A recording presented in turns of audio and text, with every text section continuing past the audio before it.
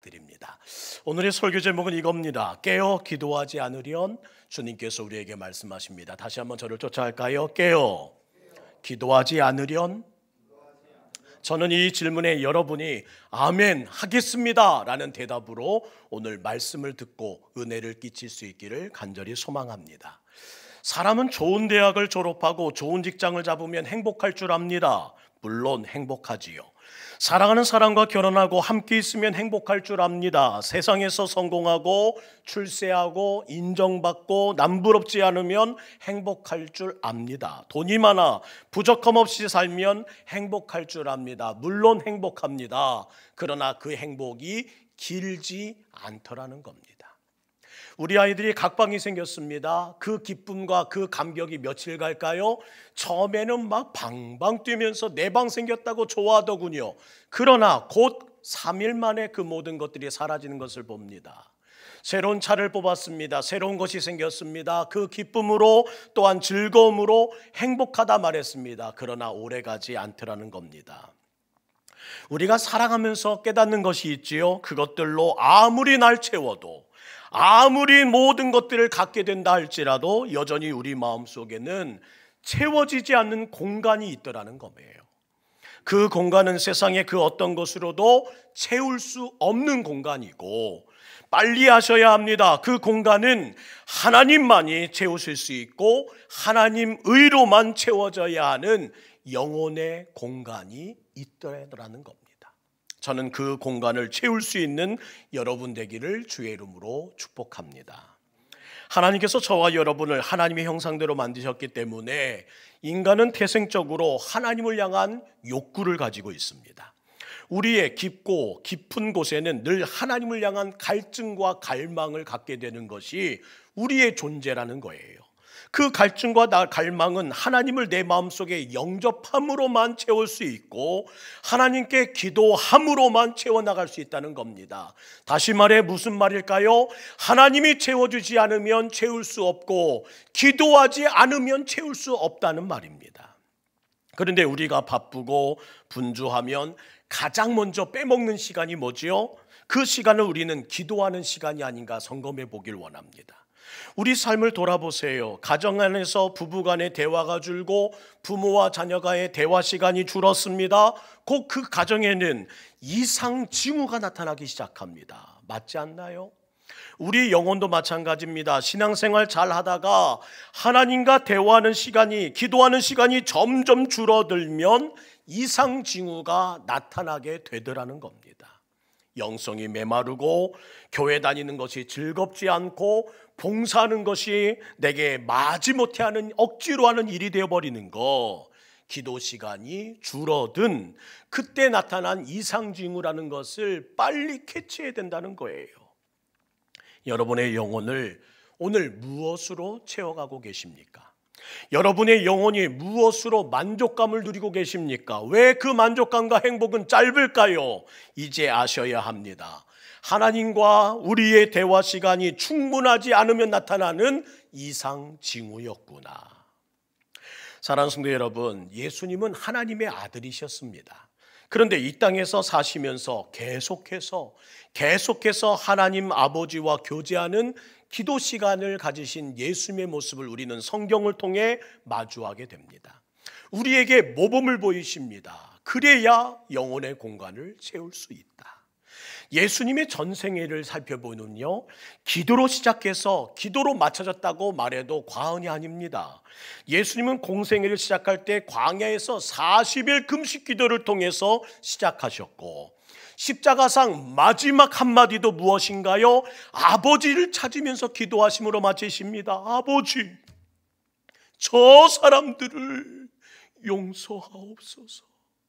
사실 저들이 무슨 짓을 하는지 도무지 알지 못합니다. 오늘 본문도 예수님의 기도는 계속 이어지고 있습니다.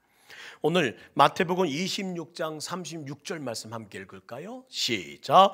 이에 예수께서 제자들과 함께 겟세마나랴 하는 곳에 이르러 제자들에게 이르시되 내가 저기 가서 기도할 동안에 너희는 여기 앉아 있으라 하시고.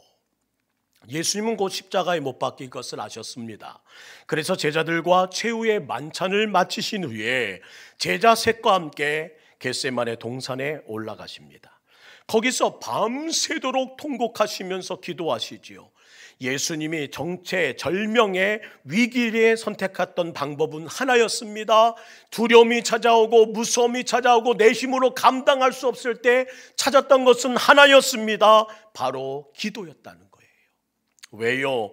십자가를 지는 것은, 이 십자가를 감당해야 되는 것은 자기와의 싸움이었기 때문입니다.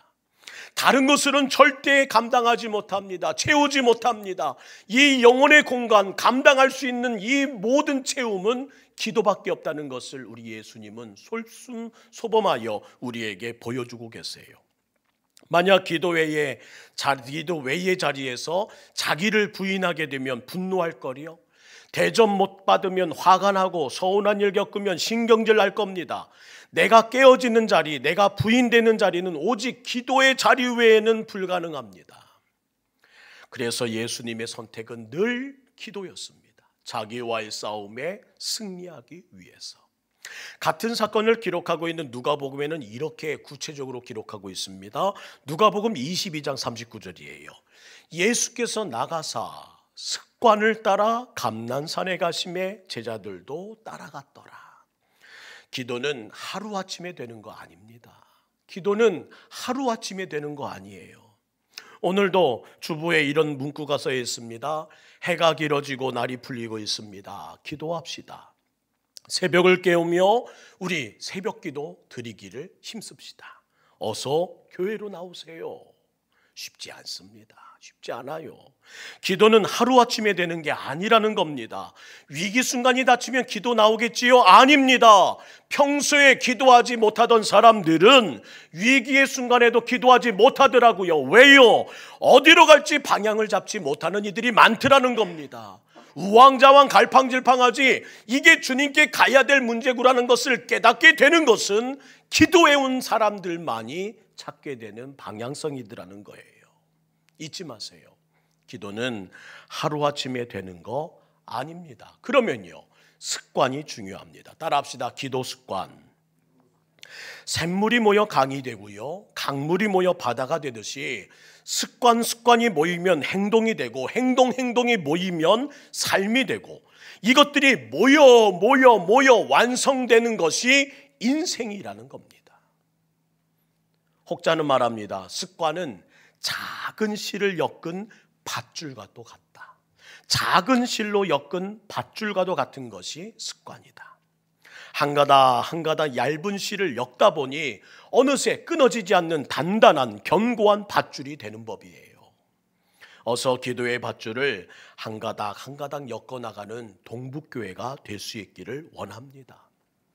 우리 모든 성도들이 오늘 주님이 하시는 말씀에 아멘할 수 있기 원합니다. 한 가닥 우리 한번 실을 엮어 밧줄 만들지 않을까? 깨어 기도하지 않으련. 여러분에게는 영혼의 습관은 무엇입니까? 큰 문제가 봉착했을 때, 지치고 탈진했을 때, 고민거리가 여러분의 마음을 짓눌 때 여러분의 방향은 어디로 향하고 계시는지요? 그 습관을 따라 기도하고 계십니까? 지친 몸을 달래고 죽어가는 영성을 회복할 수 있는 여러분만의 감난산, 여러분만의 겟세마네 동산이 있는지를 다시 한번 생각해 보며 그 기도 언덕을 반드시 소유하는 여러분 될 수 있기를 주의 이름으로 축복합니다.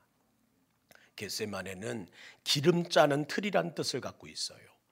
예수님의 공생의 기간에 낮에는 예루살렘에서 사역하시다가 지친 몸을 이끌고 저녁이 되면 어김없이 감난산의 겟세마네 동산에서 기도하셨습니다. 그리고 아침이 되면 다시 예루살렘으로 가셔서 성전에서 일하다가, 성전에서 주님의 메시지를 선포하시다가 다시 돌아오는 장소가 바로 기도의 처소였습니다.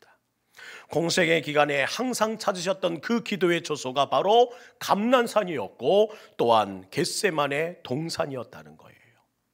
여러분에게 감난산은 어디입니까? 나의 겟세마네는 어디라고 자부하고 계십니까? 우리 예수님은 십자가의 죽음을 앞두고 늘 그곳에 올라가셔서 기도하셨다는 거예요. 자기와의 싸움을 이겨내기 위하여, 자기에게 주신 사명을 완수하기 위하여, 주님 만나셨을 때 떳떳하기 위하여 그 모든 일들을 감당하시면서 기도하시는 예수님의 마음을 우리는 엿보아야 합니다. 그러나 그 마음은 그리 멋지지는 않는 것 같습니다. 우리 마태복음 26장 37절 38절 말씀 볼까요? 베드로와 세베대의 두 아들을 데리시고 가셨습니다. 그리고 고민하며 슬퍼하시는 모습을 보이십니다. 그리고 이에 곧 말씀하시되 내 마음이 매우 고민하여 죽게 되었노라. 너희는 여기 머물러 나와 함께 깨어 있을 수 없더냐? 깨어 기도할 수 없더냐? 예수님 좀 우아하게 말씀하시면 어땠을까요? 저는 이 말씀을 읽으면서 생각 들었습니다. 내 마음이 매우 고민하여 죽게 되었어. 그동안 수없이 반복했던 죽음의 예고 아니었습니까? 그걸 모르는 예수님도 아니셨잖아요. 그럼 멋지게 한마디 하시지요. 자, 이제 때가 이르렀구나. 나는 가노라. 굵직한 목소리로, 무게 있는 한마디로 죽음을 향해 가시는 담대한 예수님의 모습을 보이셨다면, 그런데 제자들에게 하신 말씀은 하나도 멋지지 않습니다. 오히려 포장도 없이 정확하게 그 모습을 낱낱이 기록합니다. 제자 셋 앞에 놓고 이렇게 일그러진 모습을 보여주시는 주님의 뜻은 무엇일까요? 마치 앉아 계신 분들은 저만 그렇게 생각하는 것처럼, 믿음 없는 자를 보는 것처럼 보시고 계시는데 제 생각만 그런가요? 사랑하는 성도 여러분, 예수님은 피곤하면 졸기도 하셨고 목이 마르면 목마르다고 청하셨습니다. 내게 물 한 그릇 줄 수 없을까요? 허기지면 사역을 감당하면서도 배고픔을 느껴 항상 그 모든 일들의 힘듦을 토로하기도 하셨고, 우리의 고단 인생을 모두 다 일상을 하나씩 하나씩 겪으셨던 분이셨습니다. 왜요? 온전한 인간이셨다. 장에 찔리면 예수님도 아팠고요. 채찍에 맞으면 비명을 지를 수밖에 없는 인간이셨다. 그래서 솔직한 기도를 들으시는 그 모습은 우리의 모든 일상과 그의 모든 삶 가운데 드러난 고통을 담고 계신다는 겁니다. 지금 내 마음이 괴로워 죽을 지경이니 나의 사랑하는 자녀들아, 나와 함께 기도해 줄 수 없겠느냐? 깨어 기도해 주지 않으련? 그때 예수님은 이 모든 일을 이겨내기 위해 기도하셨습니다. 예수님처럼 싫으면 싫다고 기도해 보십시오. 저는 오늘 모습을 바라보며 나의 능력이 부족하여 못하면 못한다고 핑계 대십시오. 나는 저 사람과 하나님 나라에서 함께 숨쉬고 있는 것도 싫어요, 싫어 죽을 것 같습니다. 그런 마음이 생긴다면 그런 마음조차도 숨기지 말고 기도하는 여러분 되기를 원합니다. 그런 기도를 예수님은 들으셨고, 그런 기도를 예수님은 이해하시며, 그런 기도를 들으실 때에 동감하시는 분이라는 사실을, 공감해 주시는 우리 주님이시란 사실을 잊지 말라고 주님은 이렇게, 성경은 이렇게 정직하게 있는 모습 그대로 여러분에게 자신의 모습을 노출하는 겁니다. 39절은 그때의 기도 내용이에요. 우리 한 목소리를 읽을까요? 마태복음 26장 39절 시작. 조금 나아가사 얼굴을 땅에 대시고 엎드려 기도하여 이르시되 내 아버지여, 만일 할만하시거든 이 잔을 내게서 지나가게 하옵소서. 그러나 나의 원대로 마시옵고 아버지의 원대로 하옵소서 하시고 얼굴을 땅에 대시고 얼굴을 땅에 대시고. 얼마나 절박합니까? 저는 이렇게 앉아서 예배할 수 있지만, 저희들은 이렇게 편히 앉아 예배할 수 있지만, 그럼에도 불구하고 저는 우리 교회 예배 가운데, 기도 가운데 때로는 그 의자에서 내려와 이 차가운 바닥 앞에 여러분의 얼굴을 땅에 대고 기도하며 통곡하며 기도하는 모습들이 곳곳에서 나타날 수 있기를 소망합니다. 주여, 나는 오늘 이렇게 편히 앉아 기도할 수가 없습니다. 절박합니다. 주여, 절박합니다. 사람이 어떻게 보든 간에 나는 상관없습니다. 내 무릎 꿇음을 보소서. 땅에 내 얼굴을 하나님 대고 기도하는 이 절박함을 보소서. 늘 잠잠하게 기도할 수 있다? 이거 이상한 겁니다. 절박한데 어떻게 늘 잠잠히 기도하고 늘 똑같은 모습으로 기도하고 늘 앉아서만 기도합니까? 절박한데요. 곁에서 누군가 통곡하고 누군가 부르짖기 기도하기 시작합니다. 누군가 내려앉아 무릎 꿇었습니다. 얼굴을 땅에 기도합니다. 이상한 거 아닙니다. 때로 그러면 우리는 이런 생각하죠. 왜 내 기도를 방해해? 여러분 이해해 주세요. 그분들에게 오히려 기도의 힘을 보태주는 동북교회 될 수 있기를 원합니다. 오죽하면, 오죽 절박하면, 집사님 내가 기도 같이 할게, 권사님 내가 기도 같이 할게, 장로님 내가 기도 같이 할게. 제가 무릎 꿇고 기도하는 모습 보면서 우리 권사님이 같이 기도해 주셨으면 좋겠어요. 기도의 힘을 보태 주셨으면 좋겠어요. 목사님 오죽하면 무릎 꿇고 의자에 앉지 못한 채 기도하고 계십니까? 제가 기도의 힘 보탤게요. 그러나 제자들은 자느라 피곤함을 이기지 못한 채 기도의 힘을 보태지 못하고 있습니다. 예수님은 절박하신데 말이지요. 십자가를 지지 않고 지나갈 수 있으면, 아니 그렇게 해줬으면 어떨까 하는 마음 가지고 허락해달라고 간절히 외치고 있는데, 모든 진노가 다 담긴 죽음의 잔, 모든 인류의 모든 흉측함이 다 담긴 그 쓴 잔을 나 혼자 다 마셔야 한다니요. 결코 쉬운 일 아니었을 겁니다. 이렇게 쓴 잔이 어디 있습니까?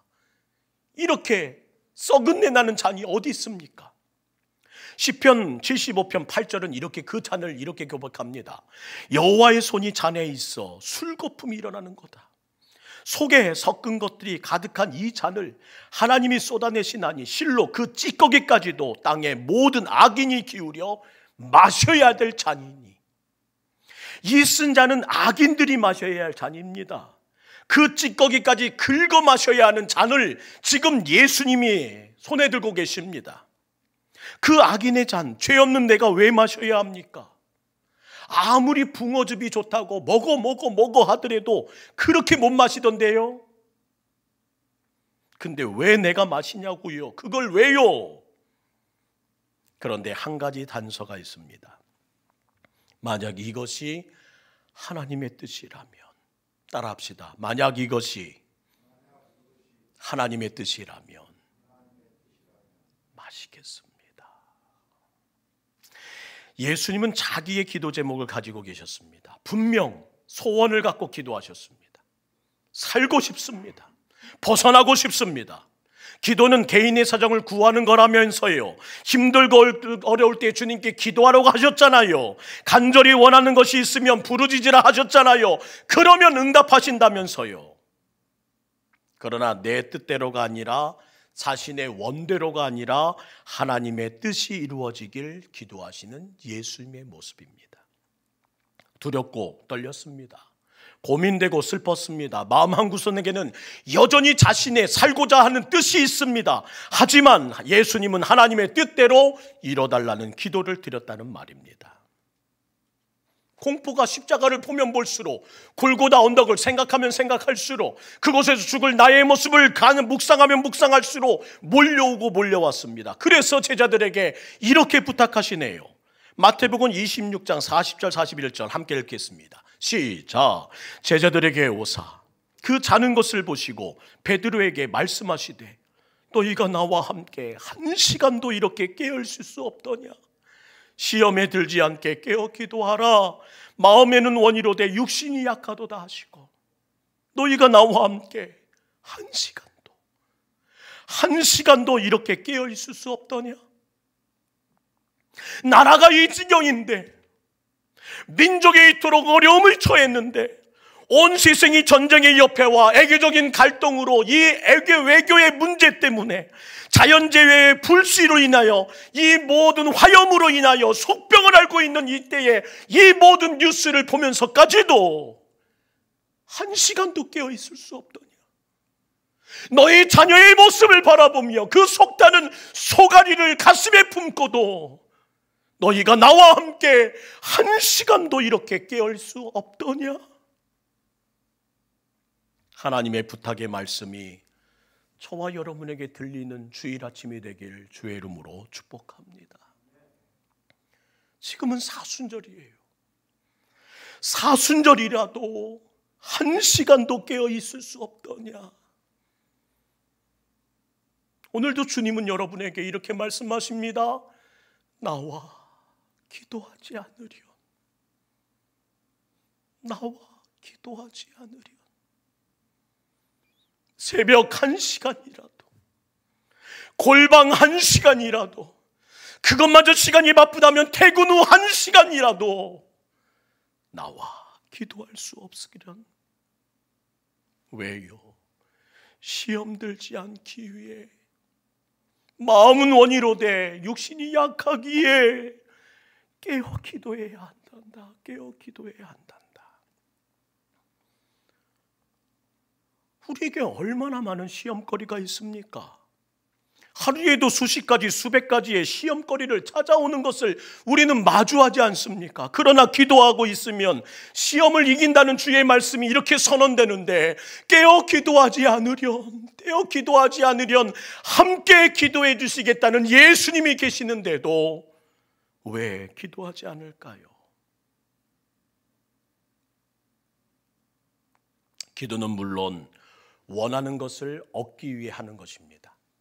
그러나 반대로 원하지 않은 것을 원하게 되는 시험에 빠지지 않기 위해 기도해야 된다는 겁니다. 다시요.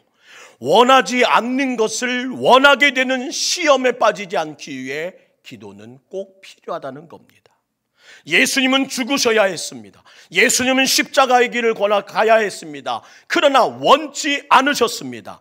오히려 생명을 구걸하는 그 시험에 빠질까 봐 예수님은 매일 저녁을 기도하면서 그 시험거리와 자기와의 싸움과 승리하신 승리자였다는 사실입니다. 그때마다 극복할 수 있는 기도를 하나님께 요청했고, 그때마다 극복해 내시는 예수님의 모습으로 한 걸음 한 걸음 십자가를 향하여 나아가고 계십니다. 그러나 그 일이 쉽지 않았다는 거예요.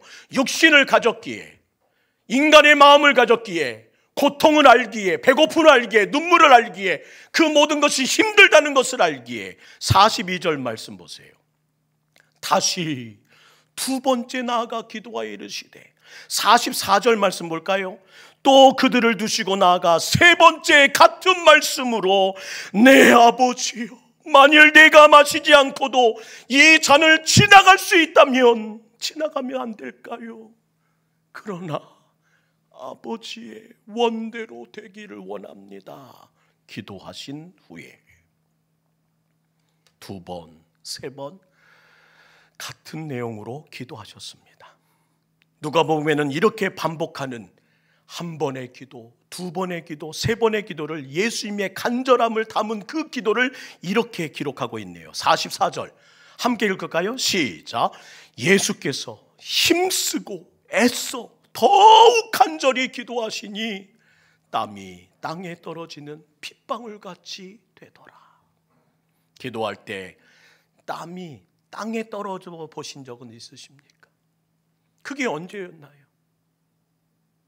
내 땀방울이 이 동북교회 바닥에, 내 땀방울이 내 골방의 바닥에, 내 땀방울이 내가 서 있는 눈물의 골칫거리 되는 그 자리에 대체 떨어뜨린 적이 언제냔 말입니다.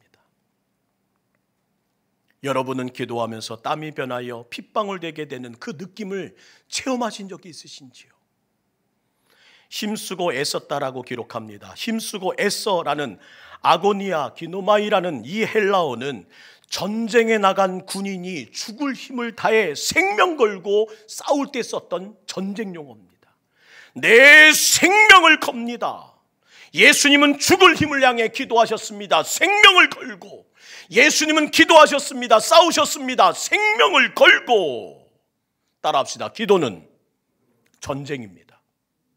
저는 여러분이 이 사순절에 기도를 선언하길 원합니다. 깨어 기도하지 않으련 주님의 이 말씀 앞에 전쟁을 선포하길 원합니다. 주여 기도하겠습니다. 생명을 걸고 기도하며 죽을 힘을 향해 싸워나가겠습니다. 온 힘을 다해 부르짖었더니 모세 혈관이 팽창되고 팽창된 모세 혈관이 터져서 피가 땀과 함께 밖으로 흘러나오기 시작합니다. 겟세마네 뜻이 뭐라고요? 기름 짜는 틀, 올리브를 짓눌려 기름이 뚝 떨어지는 것처럼 예수님은 자기를 짓눌러 자기의 의지를, 자기의 두려움을, 자기의 모든 뜻을 짓눌려 짜내며 지대 가운데 피와 눈물을, 피와 물들을 뚝 떨어뜨리면서 기도하셨다는 거예요. 예수님의 기도는 그런 전쟁 같은 기도였다. 그런데 우리는 기도하지 않습니다. 기도하지 못하는 건 밖에 있는 적이 아니라 내 안의 적 때문이에요. 차라리 밖의 적이라면 보이기도 하지요. 대상이 명확하기로 하지요. 그것이 골리앗처럼 소리친다면 내 의지를 불러일으킬 수라도 있겠지요. 내 안의 적은 적당히 타협하려고만 합니다. 이쯤에서 쉬고 싶은 욕망이 있고 조금 더 편해지고 싶은 유혹이 있고 이런 기도가 허상이 되어버렸고 허비되는 시간이란 생각이 서서히 나를 잠식해버린 채 오늘 나의 입에서 기도의 부르짖음은 다 사라져버렸습니다. 한 시간의 기도가 내게 너무나 벅찬 일이 되어버렸습니다. 깨어 기도하지 않으련 이 말 한마디가 들리지 않는 하나님의 백성이 되었습니다. 다수의 현대인들은 오늘도 말합니다. 제가 너무 바빠서요. 기도할 시간이 없어요. 현대인이 기도 못하는 제 1순위 너무 바빠서. 하나님 맞아요. 저 너무 바쁜 거 아시잖아요. 미치겠어요. 직장 일이 얼마나 많은지. 차라리 직장이라면요. 야근 수당이라도 주죠. 교회에 그런 거 없잖아요. 밤에 기도해 누가 알고 새벽에 일찍 나와 기도한들 누가 알아요. 직장인이면요. 대출도 받을 수 있어요. 열심히 일하면요. 기독교인이라고 은행에서 대출해 주나요? 뭐가 이래요, 뭐가? 미칠 것 같은 여러분의 상황 이해 못함이 아닙니다. 그런데 윌로우 크릭 교회 빌 하일베스 목사님은 이런 책을 쓰셨다고요. 너무 바빠서 기도합니다. 너무 바빠서 기도합니다. 어떻게 바쁜 것이 기도의 이유가 됩니까? 그는 이렇게 말합니다. 바쁘면 많은 일들이 산더미처럼 몰려오더군요.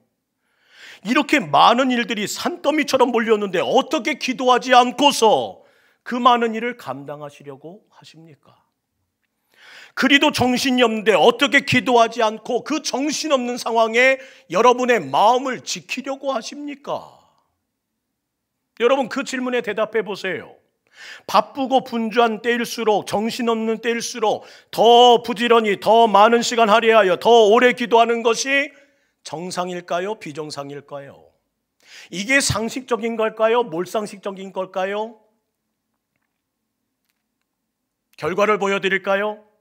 함께 기도하지 않은 제자들은 와서 보면 자고 와서 보면 또 잡니다. 그들에게 함께 기도하자라는 요청을 지키지 못한 채 제자들은 끝까지 잠을 청하는 모습입니다. 오늘 본문 읽지 않았지만 46절 일어나 함께 가자. 이제 다 끝났다. 그 부탁마저 지키지 못하는 제자들의 모습을 목격하게 됩니다. 함께 가지 못하더라. 바쁘고 분주하고 정신없을 때일수록 더 부지런히 더 많이 더 오래 기도해야 되는 것이 크리스찬의 정상적인 모습입니다. 3년간 숙식을 함께하고 그 많은 기적을 두 눈으로 목격하고 그 많은 사랑을 한 몸에 다 받으면서도 마음은 원이로되 육신이 약하더라. 나와 기도하지 않으련. 바실레아 슐링크의 저서인 위로하시는 하나님에 담긴 내용을 좀 보여드리려고 합니다. 제가 읽을 때 눈으로 한번 따라와 보세요. 영원한 가치를 지닌 모든 위대한 일에는 하나님과 있을 때에 탄생됩니다. 그러므로 하나님 안에서 기도 시간을 많이 가지도록 노력하십시오. 하나님의 임재 안에 거하는 것은 대체할 수 있는 것은 아무것도 없습니다. 업무로 인한 스트레스가 크고 어려움이 많을수록 더 많은 시간을 하나님과 보내셔야 합니다. 기도는 시험과 시련 가운데 굳건히 버티림을 주거든요. 당신이 갖는 하나님과의 기도 시간을 통해서만 당신은 삶을 짓누르는 모든 압박을 이겨낼 수 있을 겁니다. 하나님의 임재를 구하십시오. 그분의 임재 안에서 당신이 혼자서 해결할 수 없었던 모든 문제가 풀릴 것입니다. 믿고 그 말씀에 아멘 하십시오. 깨어 기도하지 않으련. 너희가 나와 함께 한 시간도 이렇게 깨어 있을 수 없더냐? 나라가 이 지경인데, 민족이 이토록 어려움에 처했는데, 온 세상의 전쟁의 여파와 외교적인 갈등과 그 물꼬를 열 수 없어 오늘도 대립의 목소리가 이 나라를 쟁쟁하게 울리고 있는데, 자연재해로 속병을 앓고 있으며 너희 자녀가 방황하고 있으며 그 누구도 어느 교회도 큰 소리치며 하나님의 거룩한 반석이다 자부할 수 없는 이리 흔들림 저리 흔들림을 경험하는 이때에 나와 함께 한 시간도 깨어 있을 수 없더냐? 하나님의 부탁 말씀이 들리는 저와 여러분이 되기를 간절히 원합니다. 지금